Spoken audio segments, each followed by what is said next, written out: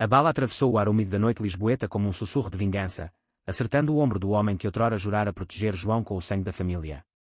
Ele caiu de joelhos no chão de mármore frio do palácio familiar em Alfama, os olhos arregalados não de dor, mas de incredulidade, enquanto o eco do tiro se misturava ao canto distante de um fado melancólico.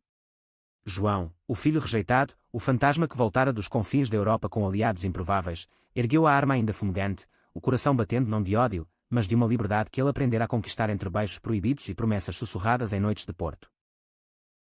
João não era mais um menino trêmulo que fugira de casa aos 18 anos, carregando apenas uma mochila velha e o peso de um amor não correspondido pela família. Agora, aos 28, ele era um homem forjado nas ruas de Berlim e nos bares escondidos de Barcelona, onde aprendera que o amor verdadeiro não se curvava a heranças ou tradições. A família Oliveira, senhores do vinho do Douro e donos de vinhedos que se estendiam como veias verdes pela serra, o havia expulsado como se ele fosse uma praga, um filho que ousara amar outro homem em vez de perpetuar o nome com casamentos arranjados e herdeiros legítimos. Seu pai, Dom Afonso, o patriarca de punho de ferro, gritara as palavras que ainda ecoavam em seus pesadelos: "Você é uma vergonha para o sangue dos Oliveiras. Saia e nunca mais pise nesta casa." Sua mãe, Dona Isabel, chorara em silêncio, os olhos baixos, traindo o amor maternal com a covardia da tradição. E o irmão mais velho, Carlos, o herdeiro perfeito, sorrira com veneno nos lábios, vendo na fraqueza de João uma oportunidade para consolidar seu poder. Mas o destino, esse tecelão caprichoso das vidas portuguesas, cera fios que João aprendera a manipular. Fora em Lisboa, anos antes, que tudo começara de verdade. Não na mansão em Alfama, mas nas sombras do bairro Alto, onde as luzes neon pescavam como convites para almas perdidas. João se lembrava vividamente daquela primeira noite após a fuga, o ar salgado do Tejo misturado ao cheiro de pastéis de nata frescos de uma confeitaria próxima, e o som de risadas abafadas saindo de um bar discreto chamado Arco-Íris Escondido. Ele entrara ali por desespero, o estômago vazio e o coração em farrapos, e encontrara Miguel, o homem que mudaria tudo. Miguel era um artista de rua, com olhos castanhos como o vinho tinto do Alentejo e mãos calejadas de quem pintava murais que desafiavam a hipocrisia da sociedade. "O que te traz aqui, rapaz? O mundo lá fora é cruel, mas dentro destas paredes, você pode ser quem é", dissera Miguel, estendendo uma taça de vinho caseiro. Naquela noite, entre conversas entrecortadas e olhares que diziam mais que palavras, João confessou sua dor. Miguel ouviu sem julgar, traçando com os dedos os contornos de uma cicatriz invisível no braço de João, marca de uma briga com Carlos, que o acusara de envergonhar o nome da família por ser visto com um amigo da escola. "A família não é só sangue, João. É quem te escolhe quando o mundo te rejeita", murmurou Miguel, e naquele instante, um laço se formou, frágil como uma ponte sobre o Douro em cheia, mas forte o suficiente para carregar pesos inimagináveis. Eles passaram noites caminhando pelas ruas empedradas de Lisboa, falando de sonhos. João queria estudar direito, lutar pelos direitos que lhe foram negados. Miguel sonhava expor sua arte em galerias que celebrassem o amor em todas as suas formas. Mas a vida, a vida portuguesa, com sua mistura de saudosismo e paixão, não os deixaria em paz. Meses se passaram, e o amor deles cresceu como as videiras nos vales do Douro, enraizado e resiliente. No entanto, as sombras da família Oliveira se estendiam longas.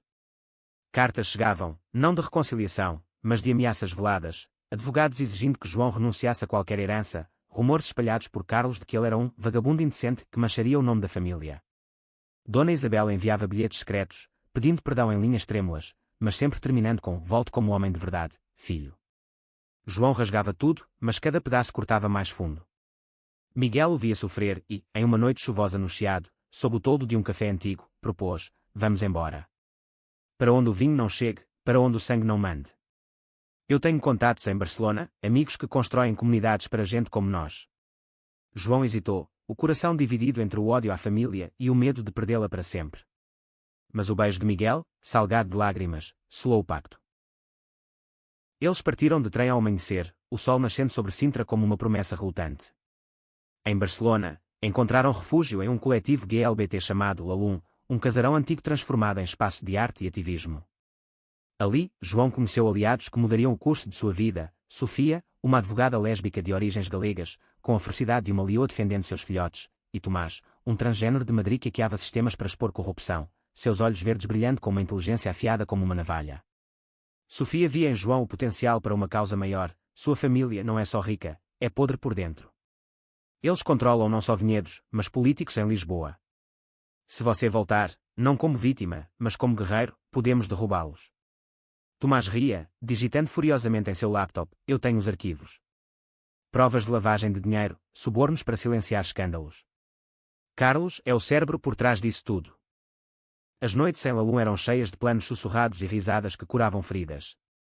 Miguel pintava murais nos muros do casarão, retratando casais como eles, mãos entrelaçadas contra tempestades, e João, pela primeira vez, sentia-se parte de algo maior que o sangue Oliveira.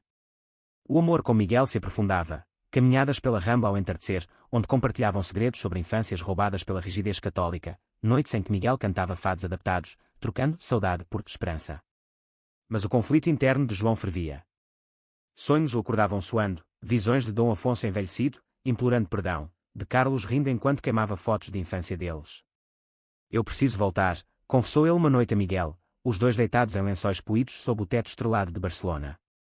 Não para perdoar, mas para confrontar. Para mostrar que o amor que eu escolhi é mais forte que o ódio deles. Miguel apertou sua mão, os olhos úmidos, então vamos juntos. Seus inimigos serão os nossos.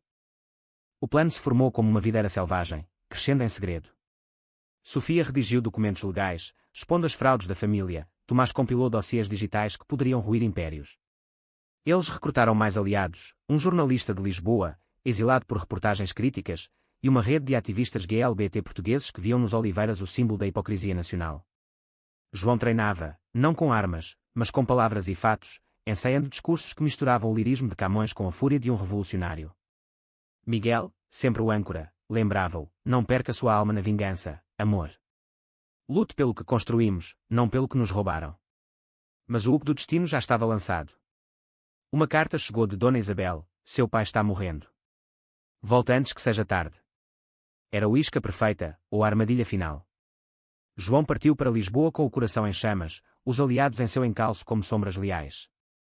O palácio em Alfama os esperava, suas paredes e quantos segredos de gerações, e o ar carregado de um confronto que abalaria as fundações da família Oliveira. O trem de Barcelona a Lisboa chacoalhava como os batimentos irregulares do coração de João, cada quilômetro devorando a distância entre o refúgio e o abismo. Ele olhava pela janela, o Alentejo passando em tons de ocre e verde, campos onde outrora brincara com Carlos antes de os ciúmes separar. Miguel dormia ao seu lado, a cabeça no ombro de João, um lembrete tátil de que ele não estava sozinho. Mas a solidão interna era um monstro voraz, e se Dona Isabel mentisse? E se Dom Afonso, em seu leito de morte, repetisse as maldições em vez de abençoar? As dúvidas se entrelaçavam como as ruas labirínticas de Alfama, e João apertava o pingente no pescoço, um pequeno arco-íris entalhado por Miguel, símbolo de uma aliança forjada no fogo da rejeição. Chegaram à estação Santa Apolónia ao meio-dia, o sol de outono banhando Lisboa em uma luz amena que contrastava com a tempestade em sua alma. Sofia e Tomás os esperavam em um carro alugado, o laptop de Tomás pescando com atualizações. Os contatos em Lisboa confirmam, Carlos está consolidando poder, transferindo ativos para contas offshore. Ele sabe que você vem. João assentiu, a mandíbula tensa. Deixe que saiba. Dessa vez, sou eu quem dita as regras. Eles dirigiram pelas margens do Tejo, o rio sereno como um mentiroso, passando por monumentos que João conhecia de cor, o Mosteiro dos Jerónimos, onde sua mãe o batizara, a Torre de Belém, testemunha de explorações que a família Oliveira emulava em seus negócios vorazes. Miguel segurava sua mão, os dedos entrelaçados em um gesto silencioso de apoio, e por um momento, João sentiu o amor deles como uma âncora contra as correntes do passado. O palácio familiar erguia-se no coração de Alfama como um guardião relutante, suas paredes azulejadas contando histórias de glória, moura e decadência colonial. Portões de ferro forjado rangeram ao se abrir, e um mordomo idoso, olhos úmidos de reconhecimento, murmurou, bem-vindo de volta, senhorito João. A senhora o espera. O interior era um labirinto de tapeçarias desbotadas e retratos ancestrais, olhares severos que pareciam julgar cada passo. Dona Isabel os recebeu na sala de estar, uma mulher frágil agora, os cabelos grisalhos presos em um coque frouxo, vestida em negro como se já velasse o marido. Meu filho, sussurrou ela, estendendo os braços trêmulos. João hesitou, o abraço vindo como um bálsamo amargo, cheirando a lavanda e arrependimento tardio. Ele está no quarto, João. Fraco, mas consciente. Ele pediu por você. Miguel ficou para trás, os olhos vigilantes, enquanto Sofia e Tomás se misturavam à criadagem como sombras discretas. João subiu as escadas de caracol, cada degrau um eco de memórias, risadas infantis com Carlos, lições de etiqueta impostas por Dom Afonso. O quarto do patriarca era uma câmara sombria, cortinas pesadas bloqueando o sol, o ar pesado de remédios e segredos. Dom Afonso jazia na cama de docel, o rosto outrora imponente agora encovado pela doença, os olhos, aqueles olhos frios como o aço do Douro, fixos no filho perdido. Você veio, crocitou ele, a voz rouca como cascalho. Achei que o demônio do seu vício te teria levado. As palavras cortaram como navalhas, mas João se ergueu, a voz firme: não é vício, pai. É quem eu sou. E vi não por pena, mas por justiça. Dom Afonso riu, um som gorgolejante: justiça. Você, um sodomita errante, falando de justiça. Carlos é o futuro. Ele cuida dos vinhedos, dos negócios. Você. Você é nada. O confronto se acendeu como um pavio curto. João despejou anos de raiva contida, as noites chorando sozinho após ser expulso, as portas fechadas em empregos por rumores espalhados por Carlos, o amor por Miguel ridicularizado em cartas anônimas. Dom Afonso ouvia, o peito arfando, mas sem remorso visível, apenas um brilho calculista nos olhos. Eu fiz o que um pai faz, protejo o legado seu amigo lá embaixo. Ele é uma fraqueza. Mando-o embora, case com aquela moça que arranjei, e talvez eu perdoe. João recuou, o nojo subindo à garganta. Perdoar? Você me destruiu. Mas eu me refiz. E agora, vou expor tudo, as fraudes, os subornos que Carlos orquestra em seu nome. O velho empalideceu, mas antes que pudesse responder, um grito ecoou do andar de baixo, a voz de Carlos, afiada como uma lâmina. Eles desceram correndo, encontrando o salão em caos. Carlos, alto e elegante em seu terno italiano, confrontava Miguel com punhos cerrados, o rosto contorcido em fúria. Quem é esse palhaço? Seu amante, irmãozinho. Saia da minha casa antes que eu chame a polícia por invasão. Sofia interveio, voz calma mas letal. Cuidado, Sr. Oliveira. Eu sou advogada, e tenho provas que podem acabar com essa casa, em 1 hora. Tomás, ao fundo, enviava arquivos por e-mail para o jornalista aliado. O ar crepitava de tensão, olhares se cruzando como espadas. Dona Isabel, pálida como um fantasma, implorou: parem, por favor. Somos família. Mas João viu a verdade nos olhos dela, o medo não do conflito, mas da ruína. Carlos riu, sarcástico: família. Ele nos abandonou por essa aberração. Pai está morrendo por causa do stress que ele causa. A mentira inflamou João. Ele avançou, empurrando Carlos contra a parede, os rostos a centímetros. Stress. Você envenenou tudo, Carlos. Desde crianças, você me sabotava por ciúme. Lembra da herança do avô? Você falsificou documentos para me tirar a parte. Carlos piscou, surpreso pela acusação precisa. Tomás havia hackeado os registros anos antes. Provas vazias, irmão. Você é o fraco aqui. Mas Miguel, sempre o pacificador, interveio, puxando João gentilmente: não se rebaixa ao nível dele. Nós viemos para curar, não para sangrar. O toque de Miguel acalmou a fúria, um lembrete do amor que os unia além do ódio familiar. Dona Isabel, vendo a conexão, murmurou: ele te ama de verdade, João. Mais que nós jamais amamos.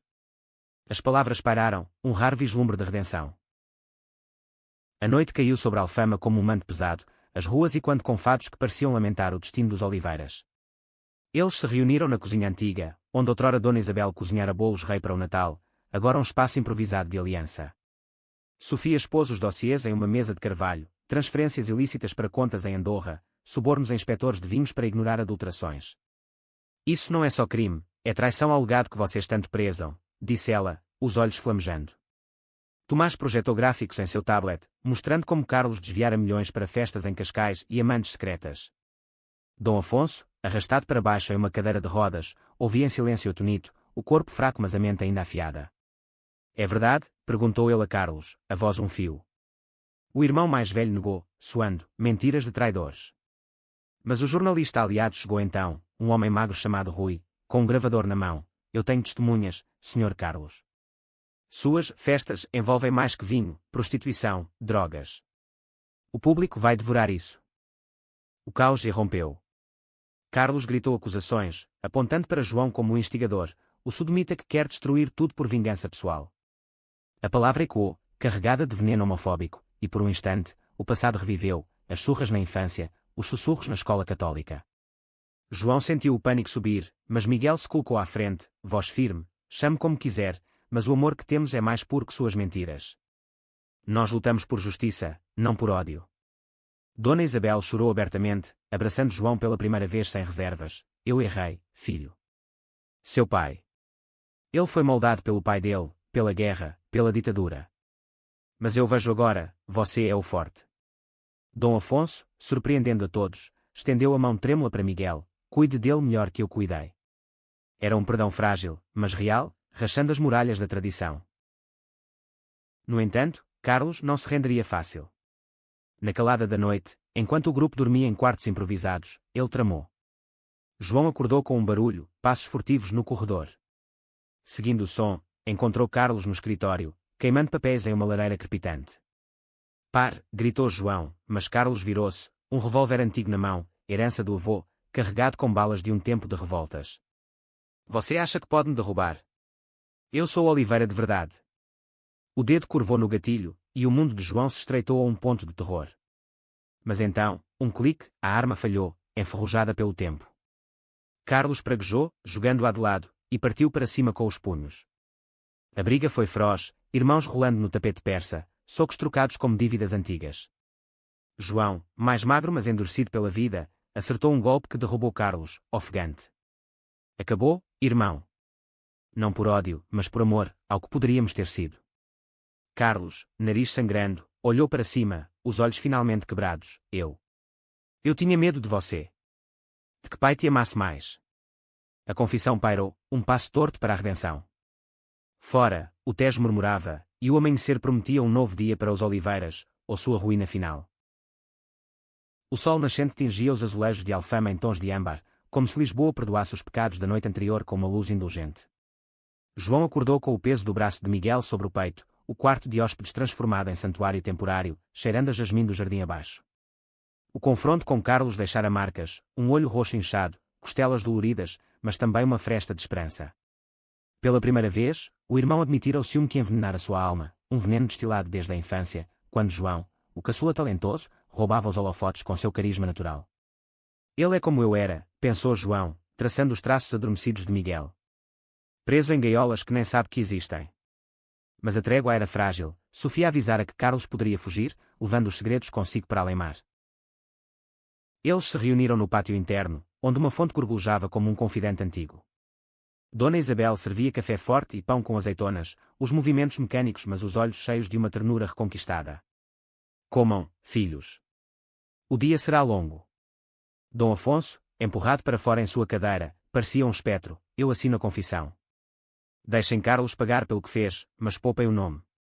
Rui, o jornalista, anotava furiosamente, sua caneta voando como um corvo. Isso vai para o primeiro plano, Dom Afonso. Um escândalo que abala os alicerces da elite portuguesa. Tomás, monitorando o laptop, alertou, ele está no aeroporto. Tentando um voo para Genebra com uma mala de dinheiro.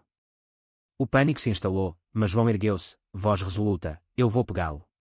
Sozinho. É entre irmãos. Miguel protestou, os olhos suplicantes, não confie nele, amor. Ele já te traiu antes. Mas João beijou sua testa, um gesto de adeus breve, é por isso que preciso ir. Para fechar o ciclo. A viagem ao aeroporto de Portela foi um borrão de táxis e ruas congestionadas, o trânsito lisboeta um labirinto de buzinas e paciência gasta. João chegou suado, o coração martelando, e vasculhou os terminais com olhos de falcão. Lá estava Carlos, na fila de embarque, uma mala de cor surrada aos pés, o rosto pálido sob o boné. Irmão, chamou João, a voz cortando o burburinho. Carlos congelou, girando devagar, o que você quer? Me arrastar de volta para a fogueira. Eles se sentaram em um café impessoal, cheirando a croissants queimados, e as palavras fluíram como vinho azedo. Carlos confessou tudo, os desvios de fundos para sustentar vícios, não drogas, mas apostas em cassinos de Monte Carlo, dívidas que o aterrorizavam.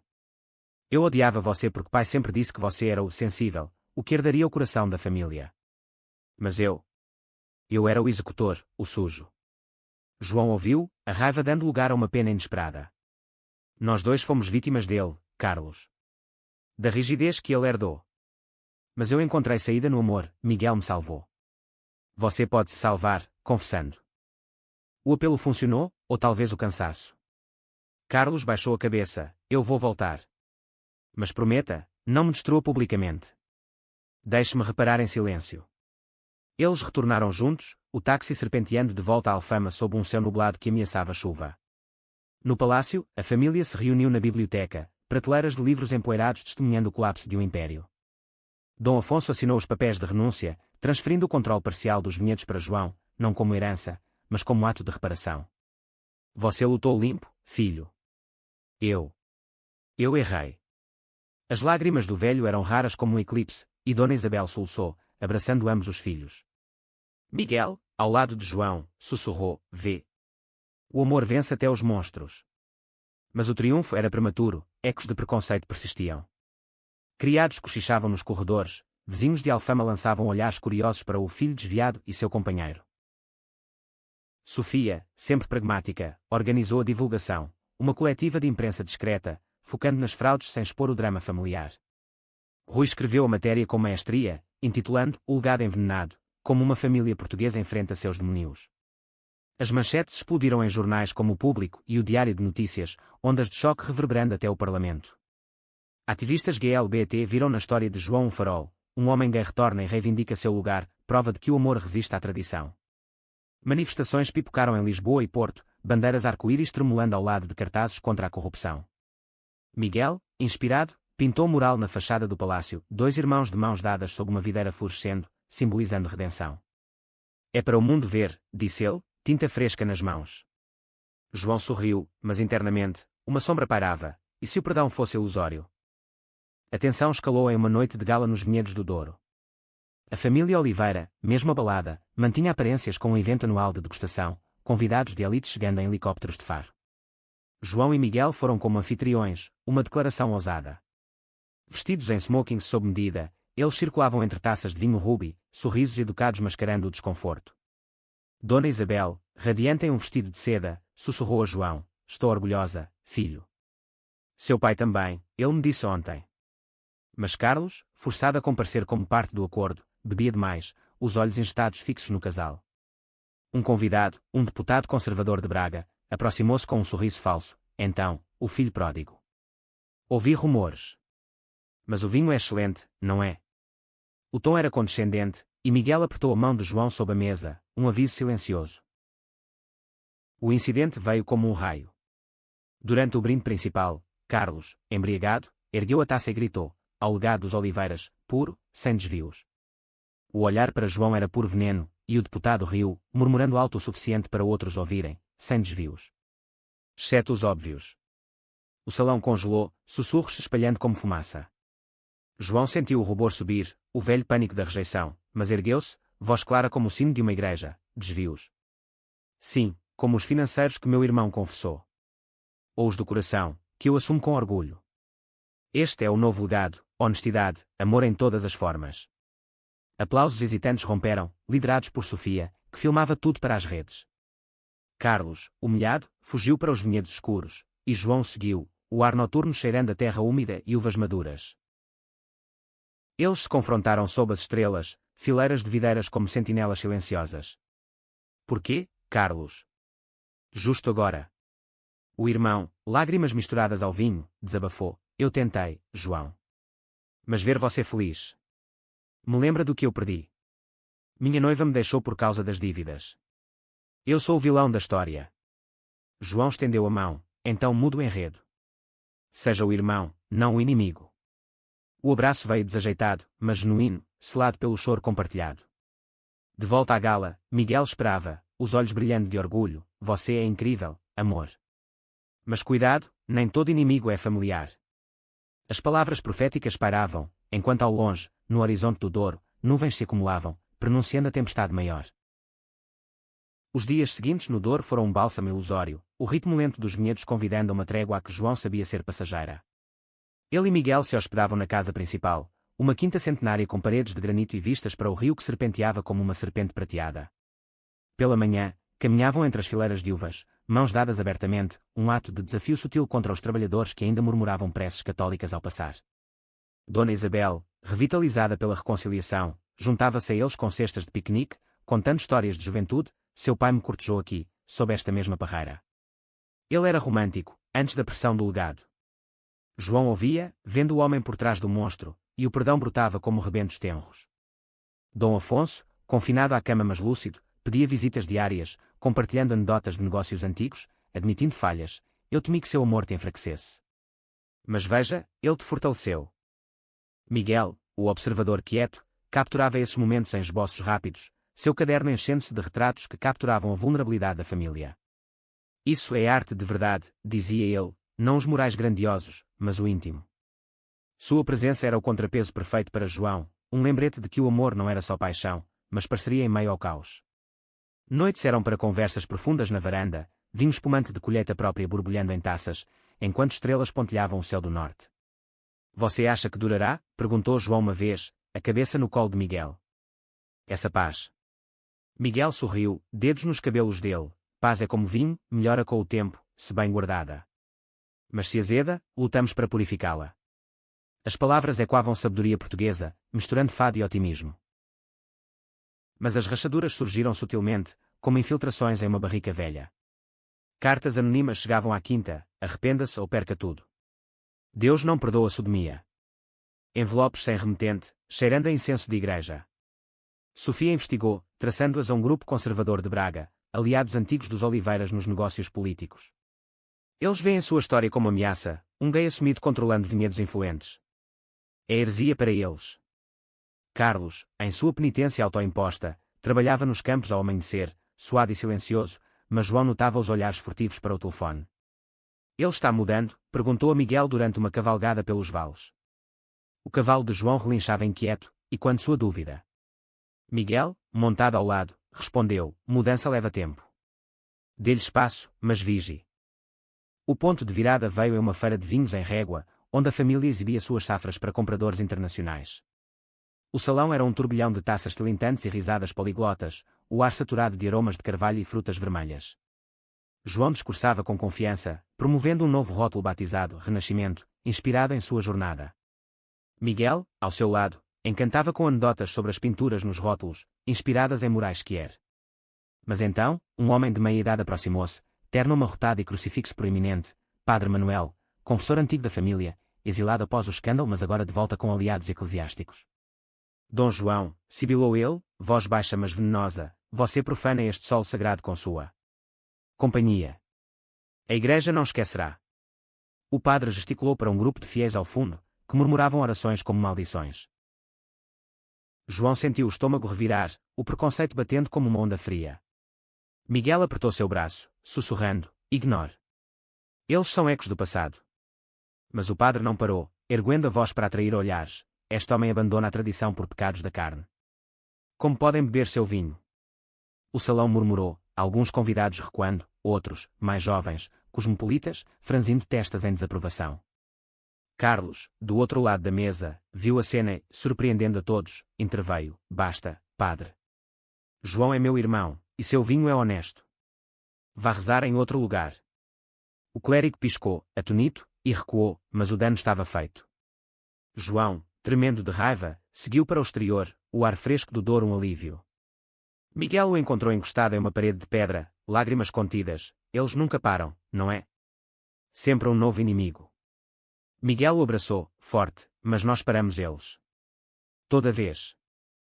A crise se aprofundou quando, de volta à quinta, descobriram o vandalismo, o mural de Miguel, pintado com tanto amor, rabiscado com cruz e as palavras, pecado mortal. Dona Isabel chorou ao vê-lo, limpando as tintas com mãos trêmulas, meu Deus, o que fizemos para merecer isso? Dom Afonso, informado, chamou João ao quarto, é minha culpa. Eu incentivei esses fanáticos anos atrás, para proteger a família. A confissão abriu portas para conversas brutais, pai e filho desenterrando camadas de hipocrisia, o patriarca admitindo um tio distante, também gay, silenciado e enviado para o Brasil em silêncio. Eu repeti o ciclo. Paro, João. Inspirado, João organizou uma reunião com os trabalhadores da quinta, muitos católicos devotos. Eu não peço que mudem crenças, mas que vejam o homem. Meu amor por Miguel nos trouxe de volta, para todos nós. Alguns assentiram, tocados, outros hesitaram, mas a semente foi plantada. Enquanto isso, Tomás aqueava mais fundo, descobrindo ligações entre o padre Manuel e Carlos, não traição direta, mas conversas antigas onde o irmão buscava absolvição, para seus pecados financeiros, prometendo doações à igreja em troca de silêncio sobre João. Ele não é o vilão principal, relatou Tomás por videochamada, mas um peão arrependido. João confrontou Carlos nos celeiros, o cheiro de madeira e mosto pesado no ar, você me vendeu para eles.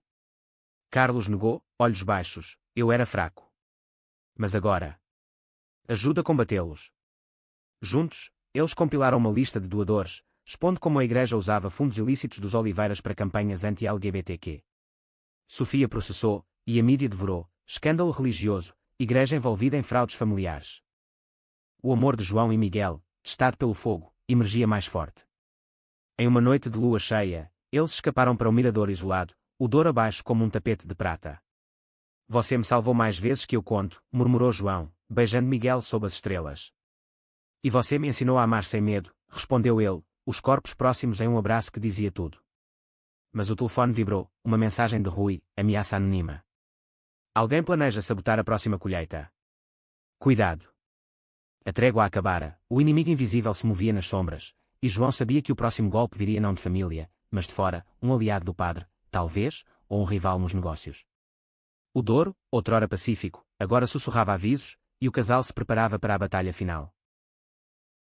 A sabotagem veio como um sussurro na madrugada, o cheiro acre de enxofre misturando-se ao orvalho dos vinhedos. João acordou sobressaltado, o instinto de anos fugindo de perigos o impulsionando para fora da cama. Miguel resmungou sonolento, o que foi?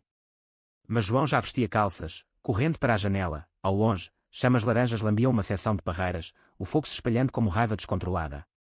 Incêndio. Chamem os bombeiros.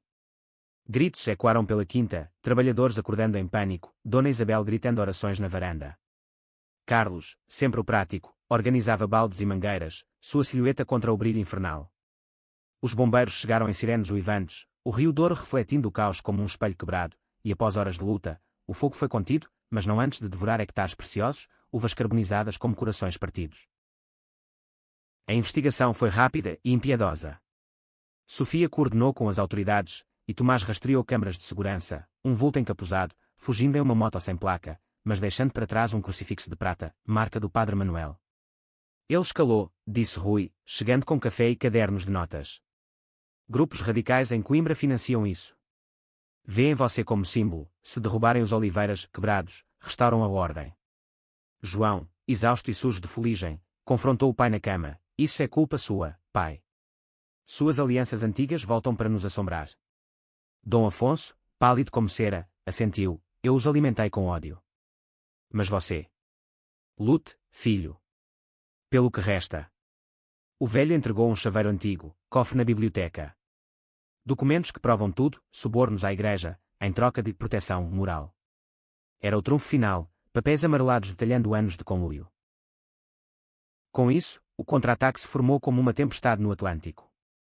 João, Miguel, Carlos e Sofia reuniram-se na sala de guerra improvisada, a cozinha da quinta, mapas de vinhedos espalhados como estratégias medievais. Nós expomos publicamente, propôs João. Uma conferência em Lisboa, com as provas. Convida a imprensa, ativistas, até o primeiro-ministro. Carlos, redimido mas hesitante, ofereceu, eu testemunho. Contra o padre e os doadores. Miguel, o coração da operação, sugeriu arte, eu crio uma instalação, cinzas do incêndio misturadas a vinho, simbolizando o renascimento do caos. A unidade era palpável, laços familiares e escolhidos tecendo uma rede inquebrável. Dona Isabel, cozinhando sopa para o grupo, murmurou, meu maior orgulho é ver vocês assim. Unidos. A viagem de volta a Lisboa foi tensa, o trem cortando o norte como uma lâmina. João e Miguel compartilharam um compartimento, o clique-claque das rodas um ritmo para confissões. Eu tenho medo, amor, admitiu João, a cabeça no ombro dele, e se isso nos separar? A família, o legado. Miguel virou seu rosto, olhos intensos, nada nos separa. Lembra Berlim? Quando eu te defendi de neonazistas gritando na rua. Isso é só maior. O beijo que se seguiu foi feroz, uma afirmação de vida contra a morte que os cercava.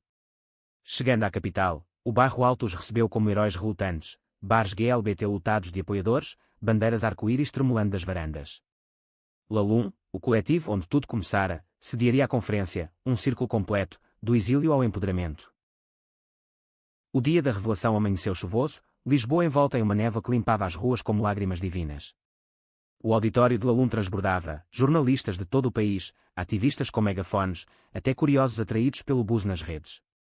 João subiu ao palco, coração na garganta, Miguel ao lado como sentinela. Eu fui rejeitado por ser quem sou, gay, amando um homem incrível, começou ele, voz e quando. Mas voltei não para a vingança, mas para a verdade. Minha família pagou por segredos, fraudes, ódios alimentados por medo. Carlos seguiu, voz trêmula, eu era o guardião das mentiras. Hoje, confesso, subornei, traí. Mas meu irmão me ensinou redenção. As provas foram projetadas, documentos, e-mails hackeados, o crucifixo do incêndio. O padre, arrastado para o palco por policiais, gritou negações, blasfêmia. Eles são o mal. Mas o público rugiu em apoio, um coro de amor vence. O caos explodiu fora, manifestantes radicais cercaram o prédio, cruzes erguidas, cânticos homofóbicos colidindo com contra-protestos GLBT. Pedras voaram, sirenes uivaram, e João, do palco, viu o inferno se desatar. Miguel o puxou para trás, fique aqui. Mas instinto o levou à rua, Carlos ao seu lado pela primeira vez como protetor. Eles enfrentaram o padre no meio da multidão, João gritando, seu ódio incendiou nossos campos. Mas o amor nos reconstrói. Um soco veio do nada, um fanático, acertando Carlos, que caiu sangrando. João revidou, fúria pura, mas mãos o seguraram, Sofia e Tomás, formando um escudo humano. A polícia interveio, prendendo o padre e seus aliados, enquanto ambulâncias levavam os feridos. No hospital, Carlos acordou com João ao lado, obrigado, irmão. Por me dar uma chance. O sorriso fraco era ponte para um futuro incerto. Enquanto isso, Dom Afonso, assistindo pela TV em sua cama no Douro, sussurrou para Dona Isabel, ele é o herdeiro de verdade. Horas depois, o velho faleceu pacificamente, o coração cedendo não à doença, mas à paz de ver o filho brilhar. A notícia chegou a João como um soco, mas no abraço de Miguel, no quarto de hotel improvisado, ele chorou não de dor, mas de liberação. Ele se foi sabendo que eu o perdoei, murmurou. Miguel, limpando suas lágrimas, e você viveu para ele, o melhor dele. A mídia explodiu, morte de patriarca cela escândalo, família Oliveira abraça mudança. Mas um último twist aguardava, uma carta póstuma de Dom Afonso, lida por Dona Isabel, revelando um testamento secreto, deixando a maior parte dos vinhedos para João e Miguel, como guardiões do novo legado. Carlos, surpreendentemente, aplaudiu, é justo. A vitória era agridoce, o luto misturado à alegria, e João soube que a jornada não acabara, apenas evoluíra para a construção. Meses passaram como as estações no Douro, o inverno rigoroso dando lugar a uma primavera exuberante que pintava as parreiras de brotos verdes. O funeral de Dom Afonso foi um evento contido, em uma capela discreta de régua, com fados tocados em tons suaves e taças de vinho erguidas em silêncio. João discursara com voz firme, honrando o homem que fora e o que poderia ter sido, ele nos ensinou lições duras, mas no fim, escolheu o amor. Dona Isabel, viúva mas fortalecida, apertara sua mão, você é o coração agora, filho. Carlos, ao lado, assentira, os hematomas do confronto cicatrizando como sua alma. O testamento chocara a todos, não só a herança para João e Miguel, mas cláusulas exigindo doações anuais para causas LGBTQ e reformas nos negócios familiares, banindo corrupção. Ele planejou isso nos últimos dias, explicou o advogado, um homem idoso de óculos grossos. Seu pai encontrou paz na redenção. A quinta floresceu sob nova gestão. João, agora CEO relutante, implementou mudanças, programas de treinamento para trabalhadores sobre diversidade, parcerias com artistas como Miguel para rótulos inovadores. O vinho Renascimento tornou-se um hit, vendido em feiras de Londres e Nova York, sua história de superação impressa nos rótulos como uma fábula moderna. Miguel abriu uma galeria em Porto, Arco-Íris do Douro, expondo obras que misturavam tradição portuguesa com narrativas GLBT, murais de videiras entrelaçadas como amantes, fados reimaginados em tela. É nosso legado, dizia ele a João durante vernissagens lutados, onde ativistas e ex-inimigos agora brindavam juntos. Sofia e Tomás tornaram-se sócios permanentes, a advogada liderando ações contra a discriminação rural, o hacker criando uma rede de apoio online para jovens LGBTQ no interior. Mas o coração da história batia no amor de João e Miguel, que se aprofundava como raízes em solo fértil. Eles compraram uma casa modesta nos penhascos do Douro, paredes brancas com janelas para o rio eterno, onde noites eram para cozinhar bacalhau à brás e dançar fado lento, corpos próximos em harmonia. Você me curou, confessou João uma tarde, deitados em uma rede sob uma figueira, o sol filtrando folhas. Miguel riu suavemente, nós nos curamos. Lembra o primeiro beijo em Lisboa? Eu tremia tanto quanto você. A memória os levou a viagens, uma lua de mel tardia em Sintra, castelos enevoados testemunhando votos sussurrados, um retiro em Barcelona, visitando Alum como peregrinos gratos. Conflitos menores surgiam, discussões sobre a expansão dos vinhedos versus preservação ambiental, ou ciúmes bobos quando admiradores flertavam com Miguel em exposições. Mas resolviam com honestidade, o laço fortalecido por provações passadas. Carlos evoluiu de forma surpreendente. Solteiro agora, ele se voluntariou em abrigos para jovens sem teto LGBTQ em Lisboa, encontrando propósito em histórias que ecoavam a de João. Eu era cego, admitiu ele durante um jantar familiar na quinta, Dona Isabel servindo perdiz assada. Você me abriu os olhos, irmão. Dona Isabel, florescendo como uma viúva livre, viajou com Sofia para conferências feministas, sua voz ganhando força em painéis sobre maternidade e aceitação.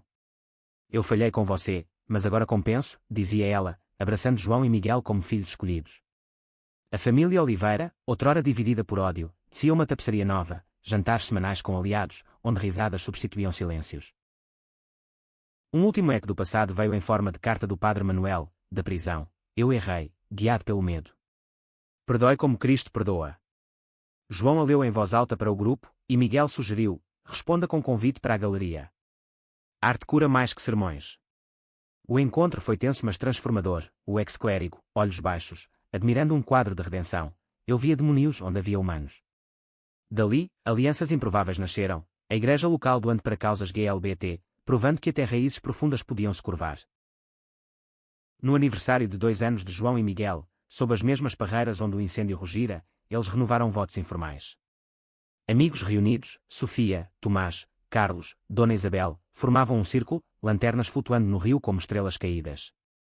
João ergueu uma taça, ao amor que derrubou inimigos, curou feridas e plantou futuro. Miguel, olhos brilhando, acrescentou, e à família que escolhemos, mais forte que o sangue. O beijo selou a noite, aplausos e quando no vale, o dor aplaudindo em ondas suaves.